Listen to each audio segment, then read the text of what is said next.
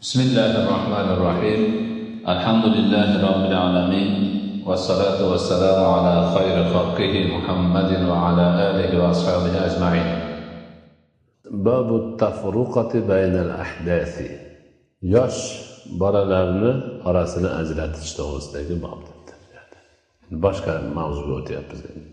Salim ibn Abdullah o'zlarini otasi Abdullah ibn Umardan rivoyat qildi. Aytdilarki, Umar yaqulu li banihi idza asbahtum fatabaddadu wa la tajtami'u fi darin wahida fa inni akhafu alaykum an taqata'u aw yakunu baynakum sharrun.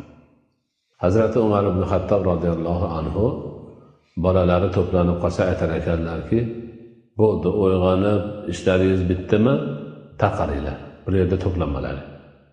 Bir joyda o'z bo'lib to'planib bir uyning ichida nima qilmalaring, tarqalib ketinglar.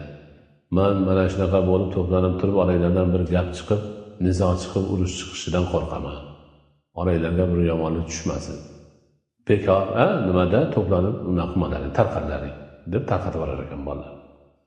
Chunki ishi yo'q, boshqa yo'q, ko'pchilik to'planib o'tiraversa, biri u deydi, biri bu deydi, oxiri borib biriga yoqmagan gap chiqadi, boshqa bo'ladida, oralarida nizo chiqib qolishi, bir yomonlik paydo bo'lib qolishi mumkin, ehtimoli bor ekan. Shuning uchun shunaqa bekorchi holda ko'pchilikni bir yerga to'plab olib, behudadan behuda gap sotib o'tirishlari mumkin emas ekan.